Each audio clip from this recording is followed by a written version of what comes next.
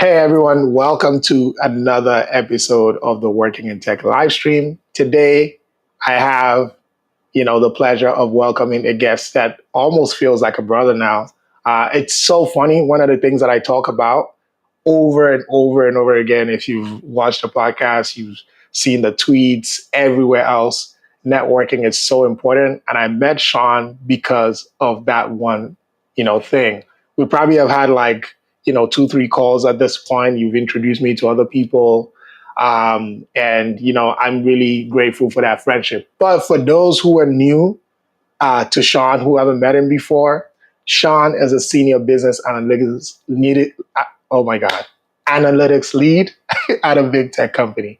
So Sean has worked at tech companies like Microsoft, Accenture, Starbucks, etc., and is also a prolific writer, publishing over 30,000 words online about things like productivity, decision making, and networking. You can find his essays at typeshare.co/Sean Oliver. Sean is passionate about mentoring and has helped many early career professionals in their industries, and I hope his advice today will help you in your career journey. It's great to have you, Sean. Hey, thanks, Joanne. Excited to be here. Thanks for having me. Yeah. So, you know, one of the things that we're talking on before we came on here is, you know, one thing that in my mind was almost like this big unlock about how to help more, black and brown people discover tech careers, but maybe not even just discover, but make that mental leap to where it's not something that's, outside of them, but something that they can actually do. So to that point, when did this happen for you? Like, when did you realize that, the tech industry was somewhere you wanted to be in?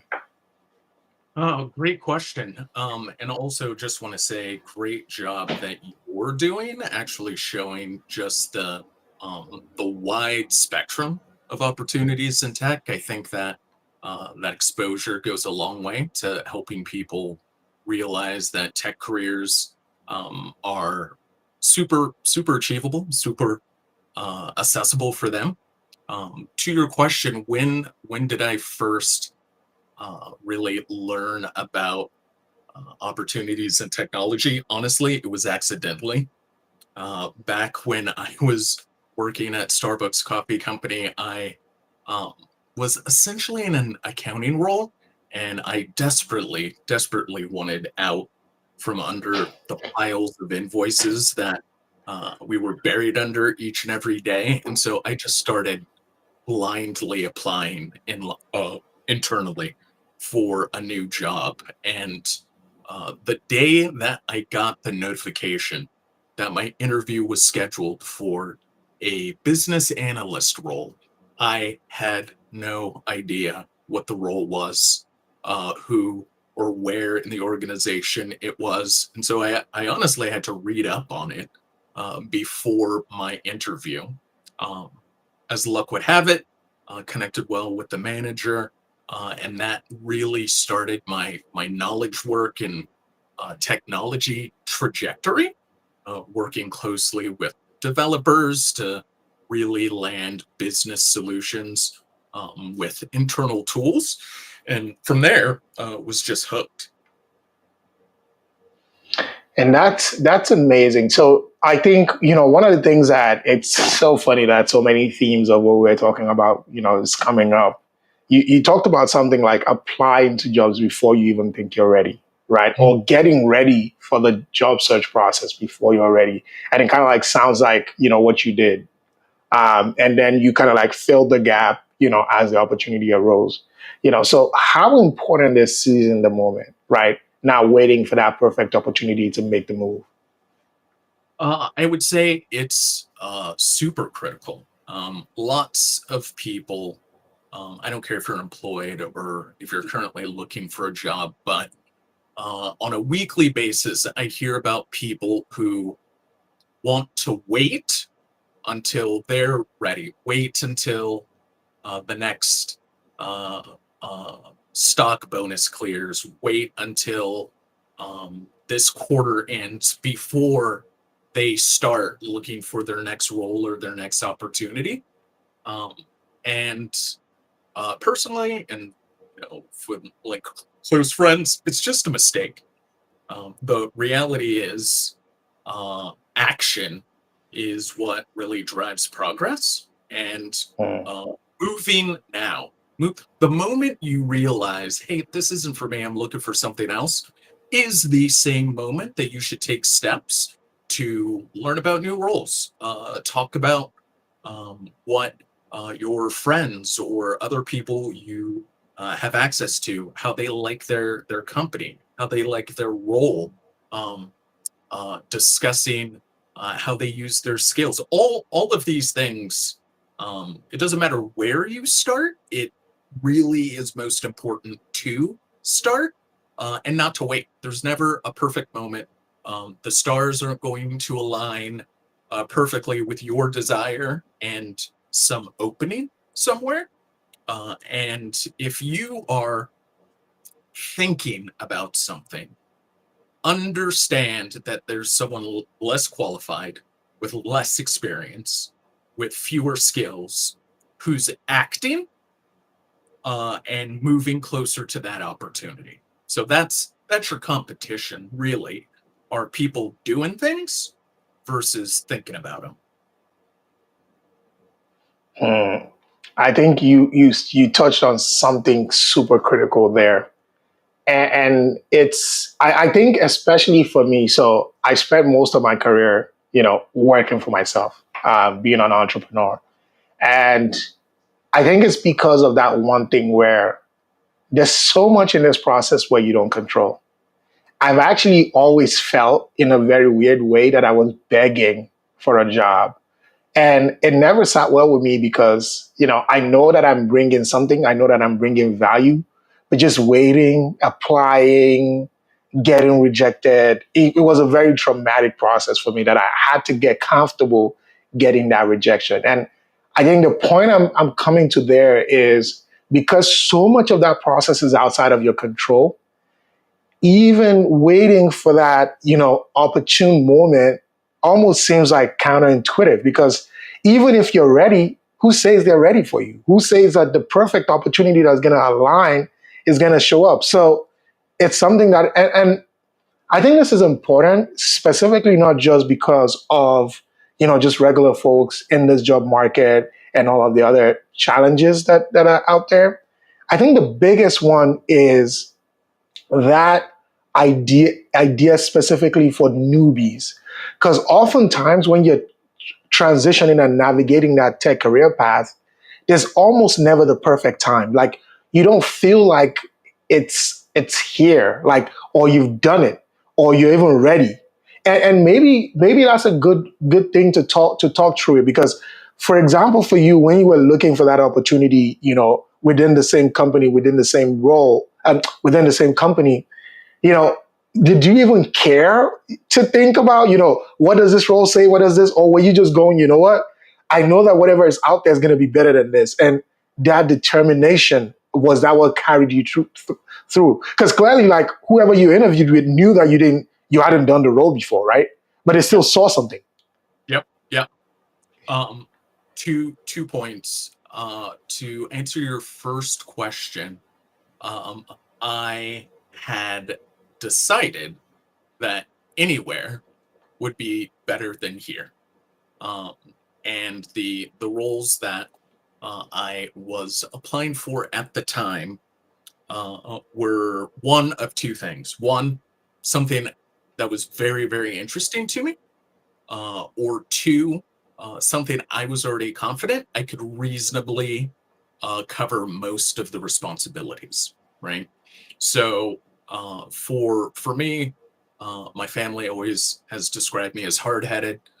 So once I decide that there's something that I want to do, um, I usually move towards it, and even more importantly, when I understand that I'm in a situation that I uh, absolutely am committed to getting out of, I'm just going to try and take as much massive action as I can to make that happen. You were talking about the things that we control versus the things that we don't control, right? Like we don't control the roles that are open or the people that make decisions on us or hiring decisions or promotion decisions. But there is one thing that we can control, which is the surface area of opportunity and awareness that we can create, right? We, to like a large extent, can actually create our own luck, right? So that we're ready for when those opportunities pop up, right? It's harder to do in reverse. It's harder to have an opportunity pop up and then get ready for it, right? It's one of the reasons why, and I know we've talked about this before. I think relationships are so key because that is something that is built with consistency over time. It's not something that we can activate today, right? Mm, mm.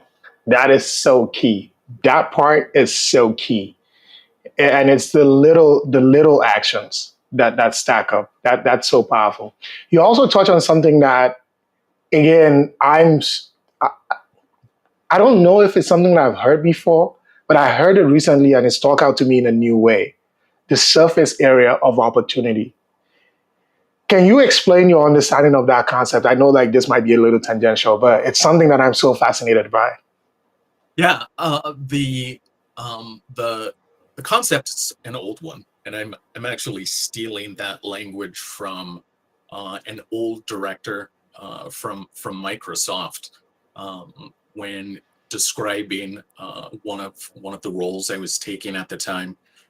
Surface area, we know what that is from geometry. It's the space that you cover, right? And if opportunity is something that happens in the environment, it's like weather, right? So if these random things, these job openings, these referrals, these promotions, or new companies, all of these things are constantly happening around us, right? There's um, I'm sure you heard of like roles that were opening today from of the people that you work with and the people the piece that is important and the piece that we control is um, the expression uh, uh, um, uh, the um, the more people, I can't even get it right. um, we'll skip it. When you are thinking about your surface area, it is really, in practical terms, the people that know you, that hold you in positive esteem, right? So Mm, the people who like you, the people who respect you, the people who know what you do, right? There are people who know you that don't know that you have a YouTube channel, right? There are people that mm, know you that don't know your mission, right? And mm, so, to the extent that you are consistently and regularly sharing what you're about, what you are looking for, the value you add, the types of problems you solve, the types of things that you're interested in. Um, mm, you allow other people to snap in and contribute and support those goals, right? But mm, again, it's not something that we can just activate today. It's something that accrues over time. So mm. you've got, what is this? This is magical episode 33. 33 Yep. of these episodes under your belt, right? And people are searching right now for these roles, for some of the keywords in this transcript, and they're coming across you. That is a ton of surface area. Will that pay off Mm, today or tomorrow or 6 weeks from now? I can guarantee it's going to happen while both of us are asleep. Someone mm, someone will introduce you to people because you're like, hey, that sounds like the kind of stuff Juwan talks about, right? And mm, so you don't, as an individual, you don't need a podcast or a YouTube channel. Um, It's a great platform, right? But you can do it Mm, as an individual just by consistently sharing with people, no different than a weather report or telling people the time. The mm, top things that are important for you, the top ways that you are interested in helping folks, and mm, doing that work and sharing your journey over time. Just it it reaps so many dividends, and have if you have a smartphone, if you have access to email, heaven forbid you've got 8 friends on Facebook, then you can do that today. mm. And it's so interesting that you put it in the way that you put it. I had a very funny example come to mind, as you were speaking. Um, there's something I saw somewhere one time that said, don't marry for money, right? But go to where the rich people are and marry for love. I would say that that captures it in a cynical way, but it does capture it, right? It's that, and I think what that would mean for like early or new career people is it's important to reach out to people, to connect, to stalk their LinkedIn, to do all of that, but it only has this much impact. Find Yep. ways to grow your network and put your work out there, because there's literally people who, whether it's like a small web development job or a design job, that I've given them. Why? Because there was something they were doing consistently, and mentally the brand just stuck to design. So now when I'm thinking about, oh, I need to do this, they easily come to mind. There are people who've recommended people to come to my podcast.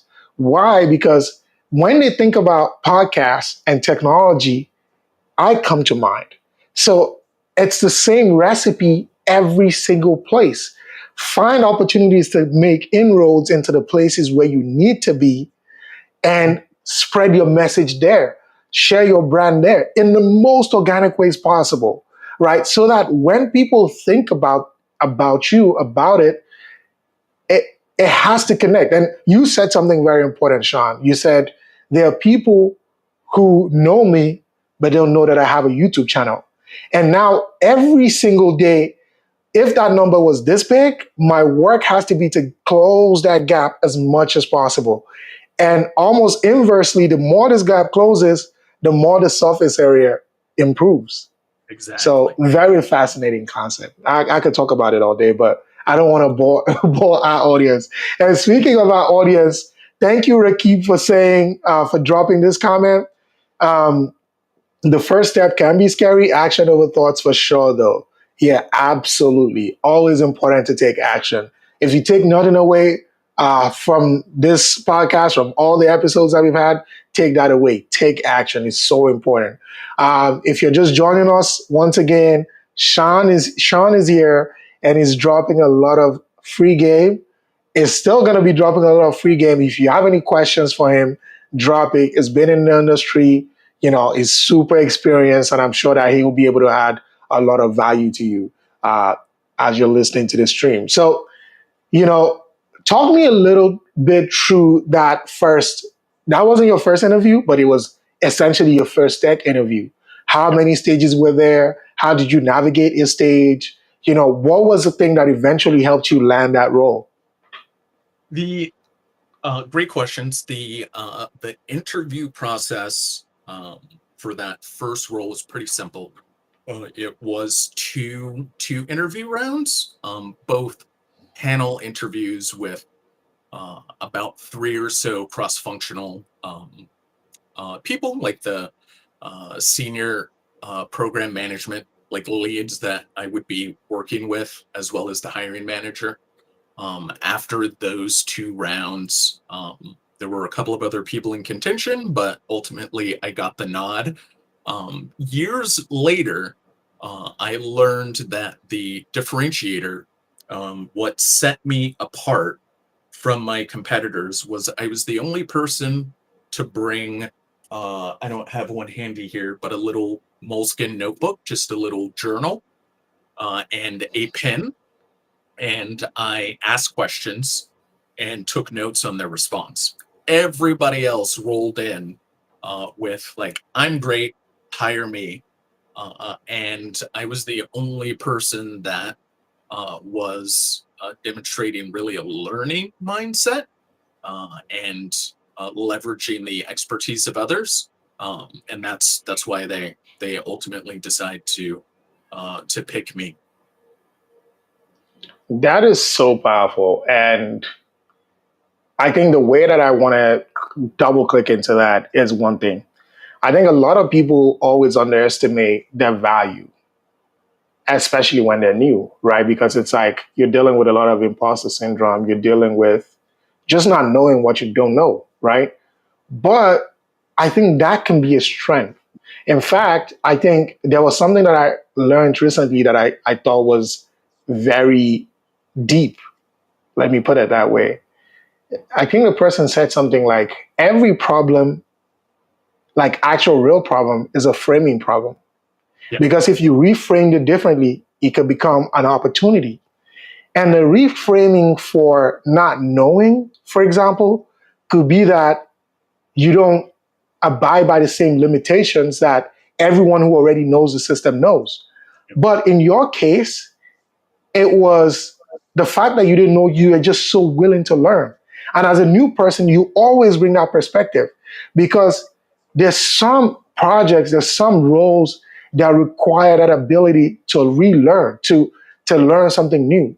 So what do you see in terms of, beginners or new people in tech being able to turn their supposed weaknesses into strengths? Hmm. Uh, how to turn supposed weaknesses into strengths? I think um, my answer to that, based on my experience, is on the same page of what you just shared. Um, no one is perfect at everything, right? So if we just accept that is true about everyone and take that framing consideration, there are no problems. There are just opportunities, right? And the expectation shouldn't be that we know it all, but we should. Um, if people talk about imposter syndrome, if there was a lie that I think everyone should tell themselves at the beginning of every single day, is that I can learn a solution to this, and just fueled with that belief, get to work, right? If they just assume that, like, I don't know what the answer is, but I am committed to finding the answer, then everything is just taking action on the path to a solution. You don't need to be Google in a person. You don't need to be a expert. If anything, you just need to be good at solving problems and learning new things, which really starts with knowing that you don't know. Mm. And that's such a fascinating thing. Rakip, I got your question next, but I'm just gonna touch on this really quickly. I'm currently like at a time in my journey where I'm working in a new role and new environment where like I'm not most of the teams that I worked on are very small teams. Even within large companies, always been like a startup, right? Where like all of the knowledge is very local. Um, Most of the things like you read like a couple of pages, you could get it. Now I see it in a very different space where knowledge is very distributed. Um, it requires an awful lot of collaboration. Even sometimes the SMEs don't have the answers because some things are just coming up newly. So the biggest battle I'm fighting right now is like being comfortable being uncomfortable, right? Yeah. Being calm and not knowing everything, being okay with asking. And I think you bring up a good point. I don't even think it should be a lie. I think it's the truth because you don't have to have the answer, and that's okay. So maybe that's a problem. But the solution is decommitment.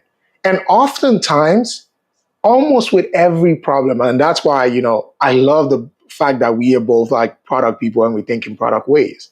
It's never going to be one why that gets you to the answer. Yep. But are you committed to finding that first one? Because almost just like any like good detective movie, right? It's one clue that's going to lead to the next one, to the next one, to the next one. But if you sit there thinking about the magnitude of the problem, you're never going to find a solution. And Yeah. sometimes, like, it's that first action that leads to that domino effect, right? In fact, I'm learning something new too. People are oftentimes very willing to help you, more willing to help you than we realize. But because oftentimes you've thought about the problem as something that requires just one big answer instead of multiple little answers, you Yeah. never ask that first question because you're like, there's no way that. And let me put that in a job sense. So let's say, for example, you know, I don't even know Sean from anywhere, right? And I want a referral to his company, and I think that there's no way that is gonna answer that. But let's say he makes a post about productivity, right? And that links in some way to saying, meeting new people. And maybe we'll go to Rakib's question from this. And I just asked that first question to say, hey, what do I do if I'm trying to make a connection with someone that I don't know before? And now you've given me an answer. You've not given me a referral, but you've given me an answer. Why? Because it's in the easiest place for you to answer it. It's on a comment on a post you made. Now I've made one inroad. Maybe that even in itself helps me to unblock to say, oh, why don't you just do what you just did? Connect with them this organic way. Then maybe I connect and I got what I need. But maybe it's 2, 3 steps later and I get closer. But really, the key was taking that first step. Oftentimes, most people are going to say, I'm going to ask for this. People ask for this all the time. It's a lot of work for him, it's a lot of demand. I'm not going to do it. So you disqualify before he's even had a chance to say yes or no. And maybe if you framed it differently, you get there. But I think that's already like Rakib's question. So we're going to go there. So, anyway, can you talk more about how you can break into a new industry, tech, when you don't have a network there? Tying back to your comment on taking action to do, but what's the first step? Yeah. Um, I think you actually answered the first step, John, with your story about how to find a rich spouse or how to marry a rich spouse, right? Is to go where the people are, right? So, um, be it doesn't matter the industry, whatever the industry is, there are places where they gather in person or online, right? There are um, common activities, things that they do, things that they read. But the key is to start participating, insert yourself, and mix it up like in those spaces, right? If I my default, my first recommendation is always to find a person who is doing what you want to do or has done anything in the place you want to do it, right?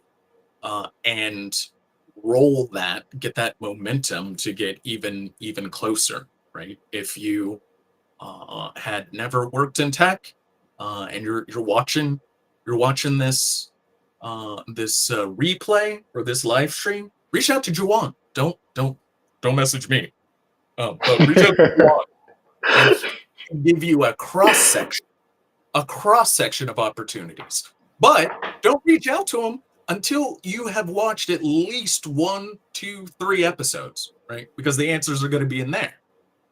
Bring that specific ask of like, hey, do you know anyone who works in like sustainability or climate in tech, right? That's a more precise, narrow ask that he can help with or move you closer to.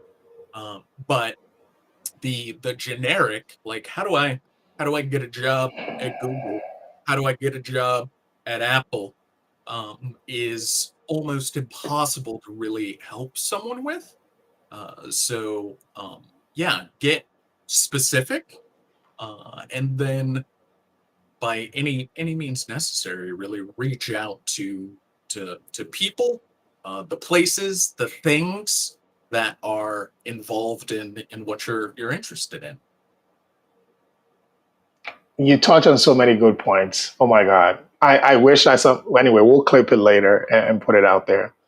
You know what I love about so many of the things that you said? It reinforces many of the good things that I think we've talked about in this episodes, but it brings it in a new light. You see that bit where you talk about like watch 2 to 3 episodes. One of the things that a lot of people miss, and I don't blame them, right? We live in this kind of like, TikTok generation and Instagram reels and everything in 15 seconds to Right. where it's like, can you get me quickly to the answer? Now, chat GPT. But there's still a lot of value in doing the work Yep. because when you bring an answer out of, I always say something. See, everything that you ask of from someone else is going to take effort, energy, time away from them. That's time they're never going to get back. Yep. I don't think that that's the most part or that's the most difficult ask that you're making. See, Sean can give you 10 hours of his life if he believes that that 10 hours is going to change the trajectory of your life. What he's not going to do is give you 10 seconds of his time if nothing changes for you ever. Facts. So, one of the biggest ways you can prove to people that you're worth it, you're worth the time, you're worth the investment, is to first show that you're willing to do the work. And when you bring certain type of questions, certain type of insights, it just, and if you think about it, when you're starting out, you probably don't have the domain experience, you don't have the knowledge, you don't have a lot of things. But what you do have is that time and that energy. And it's so funny if you think about it, like whether you work at Starbucks or you work at the gas station or you're the CEO of Google, we're all doing the same thing. We're trading our time, energy, and expertise for money. So even that thing that we have is worth something. Whether it's at the lowest level or at the highest level, it's worth something. And the more value we add to that, so through gaining knowledge, building networks, because I bet you don't ever become CEO of Google by just being a bright kid. It doesn't work that way, right? You have to have had that luck surface area, big, get so big to where they think, you know, that's the guy we need, right? It's the same thing with sports. There's literally kids who will probably maybe have the potential to be better than some people in the NBA, but maybe because they didn't go to the right school, they didn't do this, they didn't do that, they're never going to make it there. So again, that log surface area is so important, but to even get to the point where any of that starts to count, that initial work is so important. And that's the first thing that I liked about that answer. But again, having that courage to reach out, to build on it, and to ask the right thing. I think, Yep. and ultimately, you don't instinctively know what is the right thing. I think that's where the knowledge gaining comes in because once you've filtered out the baseline questions, there's so many, um, there's so many. I'll put it this way. Let's even take something as simple as a resume. Yep. If you come and ask me, what's the right resume to get into tech? I'll tell you why that's a very difficult answer for me. Yep. Number one, I don't even know what your reference point is. Have you seen a tech resume before? Do you know what a good one is? You know what a bad one is? How many YouTube videos have you watched about a tech resume? I Yep. don't know.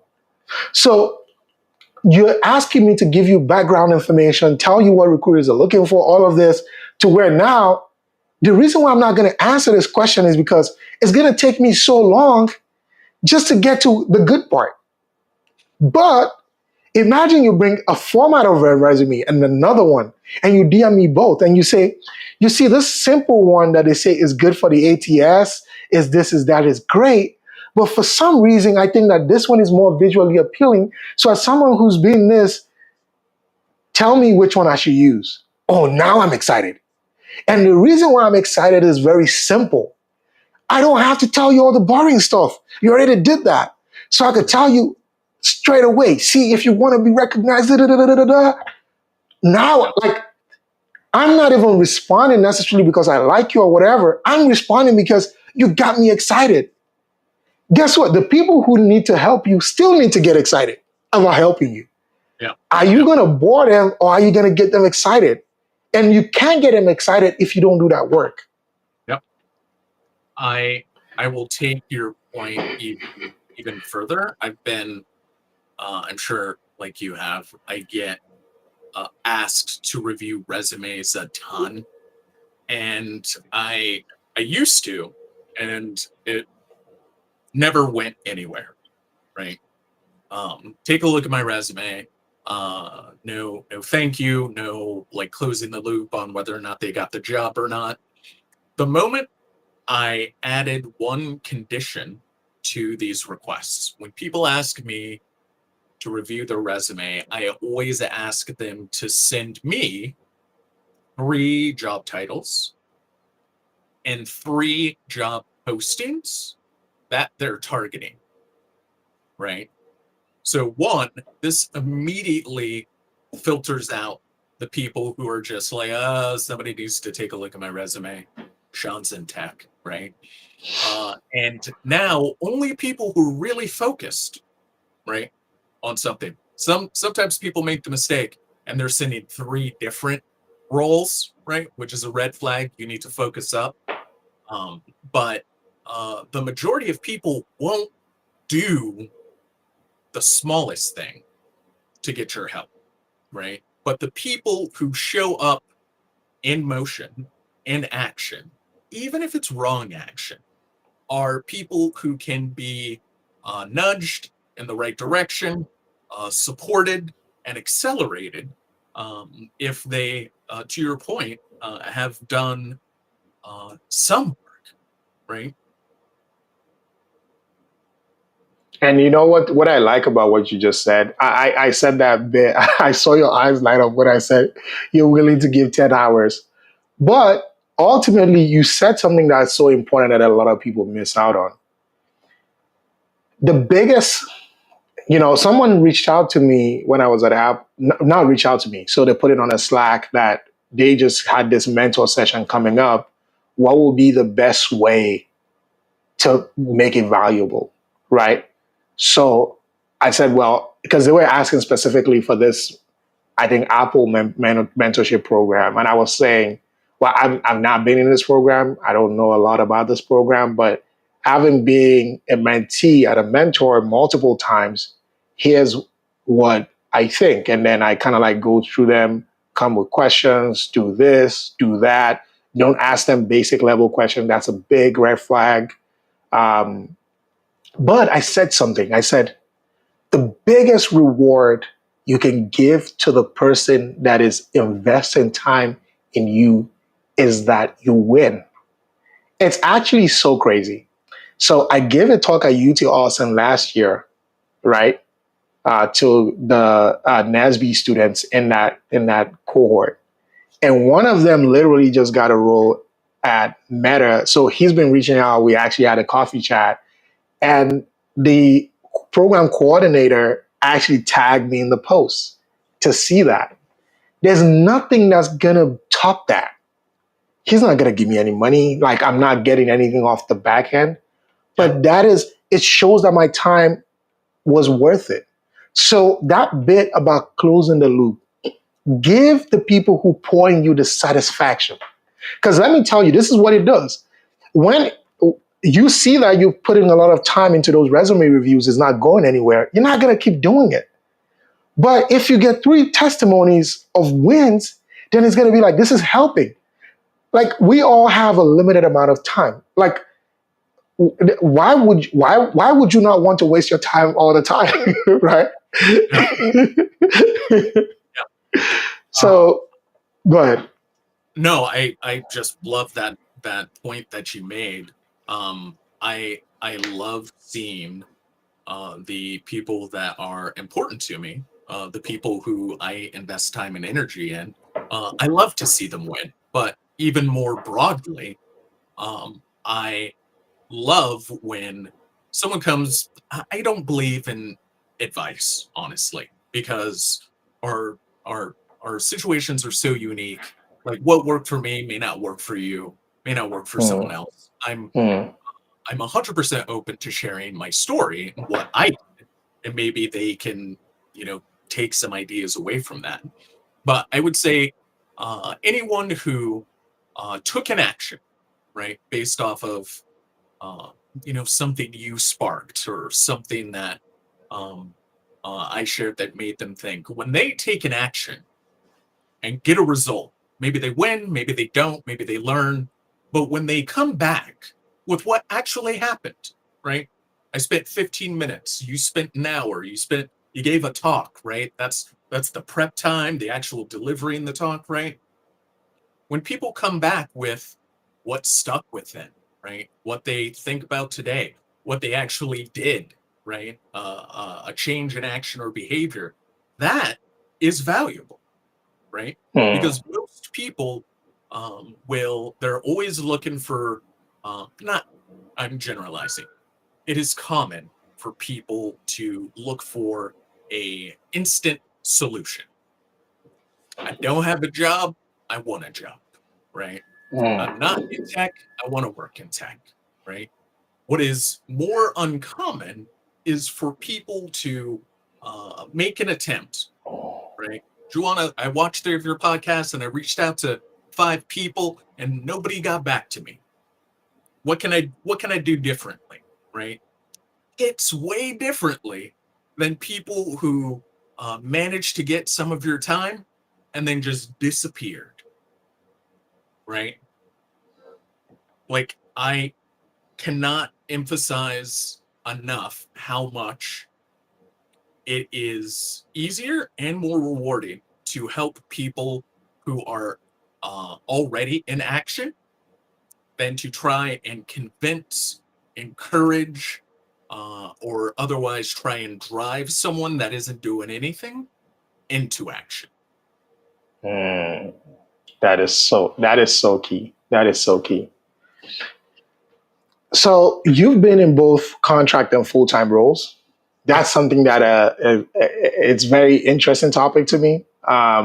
I didn't until my first tech contract. I've heard of it, but I didn't really Mm. understood what it meant. Right?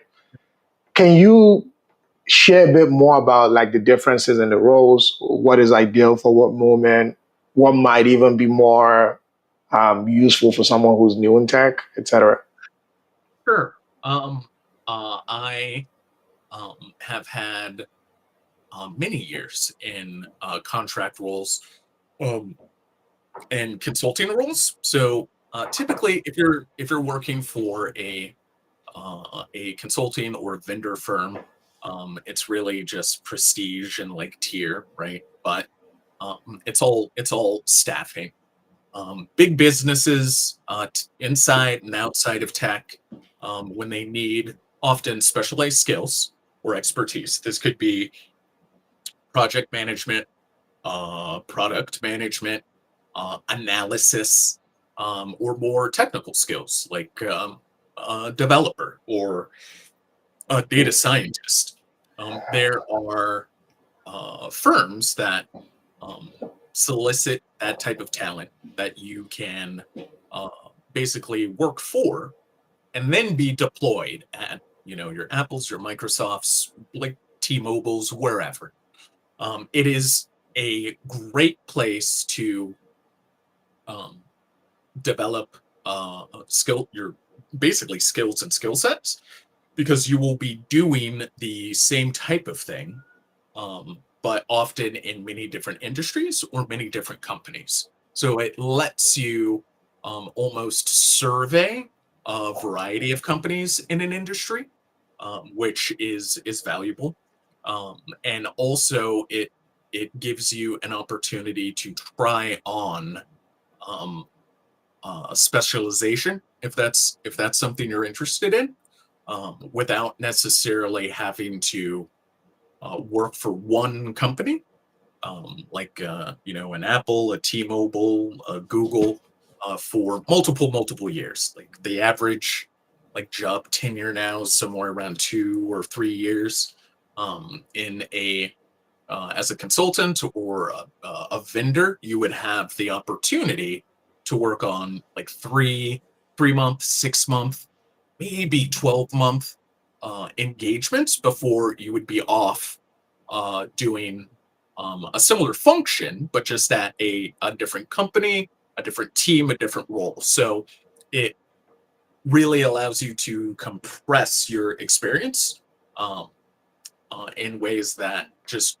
working as a full-time employee for one employer wouldn't necessarily provide you. So it's a great way to break in. The easiest way is to have a strong competency, either in a technical skill or a discipline like agile project management, a scrum master, something like that, that you can pretty quickly get a certification for or a credential for, and then just get to work. Amazing. So, you know, for your role, it's one of those roles where like I've known about it so much, but I still get confused. So, tell me a little bit more or educate both me and the audience, like, what maybe one, like maybe a bit insight into the role, what kind of skill sets you need to have, and, maybe what the career progression looks like, even from like a earning potential. Ooh, wow. No pressure. Yeah, three questions. I'll try and tackle quickly. Um, the At companies such as mine, the pay range for a business analytics specialist usually ranges from about, let's say, 120,000 up to above 250,000 a year, based off of level, based off of experience, um, uh, and seniority. So there's a lot of room there. The role, in general, is you're on the hook for delivering business insight. So where this differs from data science on the more technical side, right? Like using R and plugged into data sources, and really making sense of like raw data in a meaningful way. This takes it further to delivering with a customer in mind, um, ideally, in a perfect world, actionable insights based off of that data, right? Mm, Uh, a An accessible example is we all have bank accounts, right? We all have transactions. Sometimes we get alerts of like, hey, we noticed a charge at a weird time from a weird place, right? Like that is an insight, right? We have all of the data, which is all of the money that you usually spend and your usual patterns. And then we have a set of stuff that's outside of that norm, and we're surfacing that for you. It's that activity that the a person in my role is responsible for in the context of their particular customer or customers, and the unique subject matter that they're dealing with, right? So in an enterprise, you're looking at particular parts of the business, and what helps the business achieve the goals that are really important. Easy wins, things that increase revenue, things that save cost, things that save time, um, and identifying new opportunities. And so, in both my organization and others, That's one kind of common expression of the role, right? It requires a familiarity with reporting tools, things like Tableau or Power BI, as well as a comfortability with data and some soft skills, because you got to be connected with a customer in order to understand both their needs and, on the more technical side, how to best satisfy them. Wow. You just broke that down in like one of the most poetic ways I could imagine.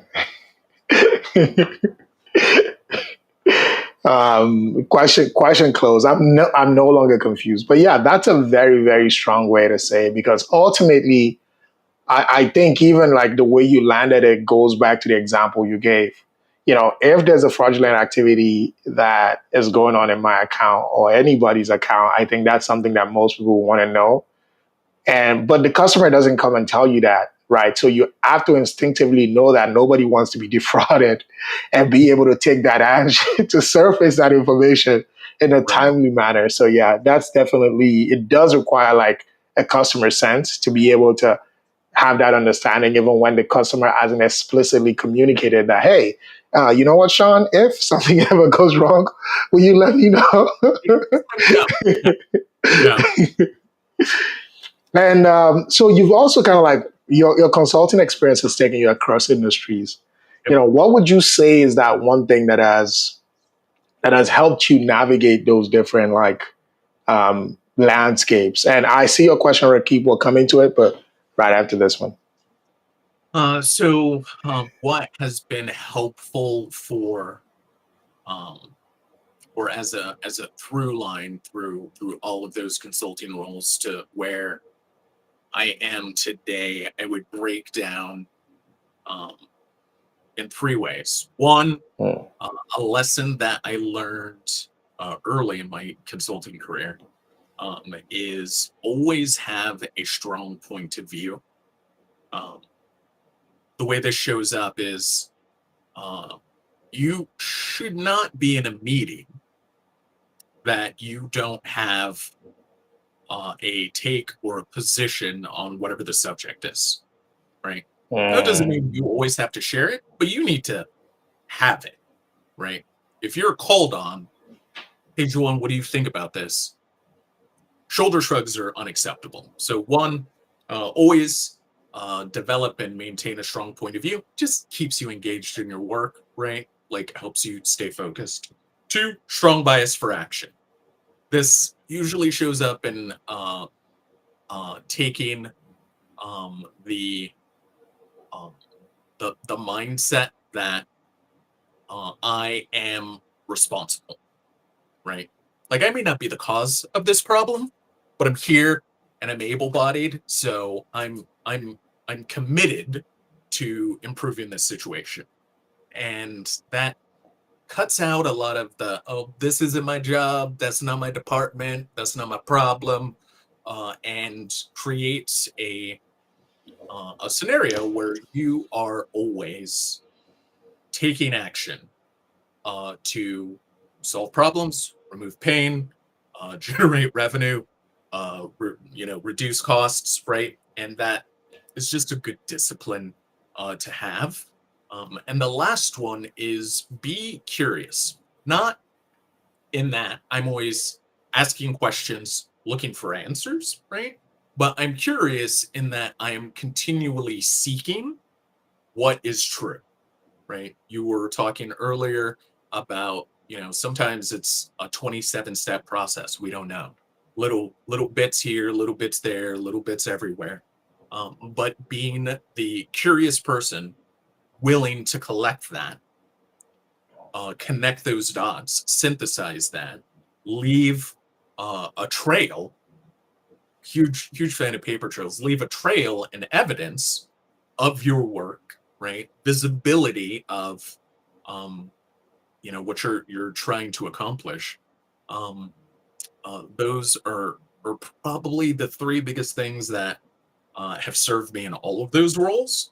And that when I feel stuck or otherwise like challenged and I don't know what to do, don't know how to break through this, huge problem that I can't get around, usually helps me find an edge for a good solution.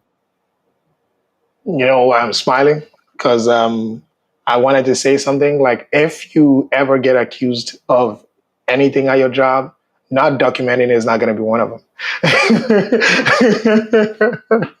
Never that. Sean had a whole series about just taking notes. Don't get started. You don't have enough time. And it's so interesting that part about being curious. I met with a senior leader recently. Like when I say senior, I mean senior, and that was one bit. It's like curiosity will take you to places, and it's so funny. It's like you touched on it almost the same way she said. She said, and it's not just always asking questions. Like, have you consumed every documentation there is? Have you taken any training that's available? Have you even sought for other resources? And sometimes, like when you ask one person and then you don't want to create a scenario where they start to roll their eyes at you, look for other people that you can ask. Just vary where you get that information. But knowledge is power. Having information is power. Yep. So if you don't even have anything else, if you have that curiosity, you're always going to make it to that next step. So Rakib is asking, when it comes to the job search, what are your thoughts on just getting your foot in the door in tech versus really targeting roles that are most interesting to you? Yep. It's a great question. I think of it in two steps, right? And Juwan, we were actually talking about this earlier. Um, there's two attributes: proportion and direction, right? So relative to where you are today, maybe you can go from where you are today to your perfect dream job. That might happen. What is more realistic is there is one or more roles, one or more jobs in between where you're at and where you ultimately want to be. I think anything along that continuum is progress, right? So, based off of your context, right? If you are in, if you're working at McDonald's, if you're working at the gas station, and you're trying to break into tech, I would take literally any job. I have personal experience with folks who were just working reception at tech companies, barely in the building. They're just at the front door letting people badge in. And today they are director level inside of the organization, right? Because they really got their foot in the door and did the work to connect with people, to learn additional skills. So there are many paths, right? The thing to do is with action and your eyes wide open, identify your closest next best opportunity, and keep it pushing. There's tons of paths. There's not necessarily a right one or a perfect one. There is just better relative to where you're at. And maybe that's 2 steps, maybe that's 5 steps, maybe that's 10 steps. But the point is getting off of zero or where you're currently at. I think you couldn't have said that any better. And I'm going to just add very quickly two examples. Apple is actually very notorious for that. Is that a lot of people work at Apple who started in the stores, right? And it's so funny because like you get indoctrinated, I don't use that in a bad way, right? Into kind of like the Apple ethos and culture. So it's like, how many better people are you going to find off the streets, right? Or even in other roles who are going to come in and like, when I went to Apple, I was trying to be Apple fanboy, but then I got there and realized that we were all Apple fanboys, right? So how much bigger does it get than to actually get people who were signing people up for the thing? I think that's great. I think a guest on this show has also said something similar. It's like even being adjacent, like to a tech company, finding that role, for example, as you said, like whether that's helping people badging or something, because guess what? When the VP comes through, they're coming through that door. When the director comes through, they're coming through that door. Everybody comes through that door. You see all the different personalities. They say hi to you. You can start to make friends. And before you know it, you can get there. So I agree with that. Yeah. And also, I'll probably use my own personal story. My actual title when I got my role at Apple was program manager. Mm. I really wanted to be product manager, but someone advised me, said, you've not had an actual role that's product manager. And the interviewing process for that is so unpredictable. It's so silly. Some people are going to make you do case studies. Some people are going to make you ask you all those prioritization questions. They're going to make you do this and that. It's so varied. You're going to be better off when you've done it within an enterprise to actually go interview for an actual product position. But if you do program management, they're going to ask you a list of standard questions. How did you, help the stakeholder do this? How did you do this? How did you do that? You could do a million program manager questions and they're going to be the same thing, right? And it's so funny because that I realized that was a major cheat code. Actually, there are people who go as product managers to interview in roles in certain companies as program manager just to get that program manager position to switch to product. So sometimes they will actually be overqualified and denied for that position because people see through the game that they're trying to play. It's like, you don't want to be program manager. We see that. You really want to be a product manager, but you don't want to do the hard interview to come in. So it's like not many people know that free game. The only caveat I'll add is, especially if you're direct applying to a tech role. For example, let's say you want to do customer success or you want to do data. Of course, one job is going to be better than none, but try to still be in the vicinity. Don't go too far out to where like it's hard for you to make that pivot, or making that pivot will almost be starting again. So if you're already close, for example, let's say you want to be a data engineer, maybe start a data analyst, start at customer success, start at roles that already leverage data in some form, start as a BI analyst. Because the fact that you're already going to be speaking to data folk, and that's another thing, be strategic, because if you're a BI analyst, you're going to get closer to data engineer. So even what it takes for you to succeed in that role, you're going to start to see it firsthand.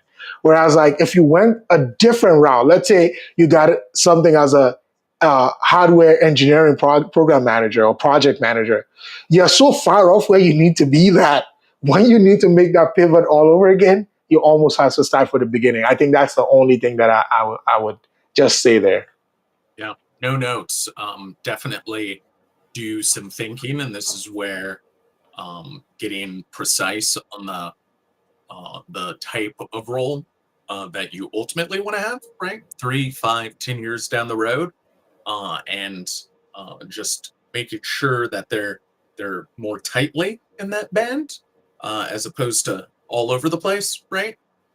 Because that means that even if you are making an incremental step, right, from in the stores to at corp, right, it's still on that trajectory towards ultimately where you want to land. Yeah, absolutely. So we're at time. If you have any questions, throw them. Well, we still got Sean, but this is where we start to wrap up. Uh, Sean, I'm definitely going to give you the opportunity to have the last words, any last piece of advice, any things you want to plug. I think I plugged it in the beginning. Again, I'm going to share it one more time. Um, you can find Sean's essays and writings at typeshare.co/Sean Oliver. But I don't know if there's anything else you want to plug. Oh man, nothing to plug. If you want to connect on LinkedIn, Sean Oliver on LinkedIn, same face. On X, it's hard to say X. It's just Twitter in my heart. Um, all of my content is really there. But no, it's been a great time, Juan. It's a good chat. I can talk about this stuff all day, and you gave me a platform for it, so I thank you for it. Thank you so much, Sean. We're back again for another episode of Working in Tech tomorrow. Make sure you don't miss that. Again, the goal is I'm trying to get as many people from as many different roles in tech as possible. to come to this show to tell you about their experience, how they navigated it. And the goal is that ultimately, I think, as Sean called it out, um, if you are able to kind of like watch 2, 3, 4, 5 of this, it gives you that insider knowledge that you otherwise wouldn't have. And I think that's what's so great about it. So again, thanks, Sean, for sharing your deep wealth of experience. Thanks everyone for joining. We'll see you again tomorrow.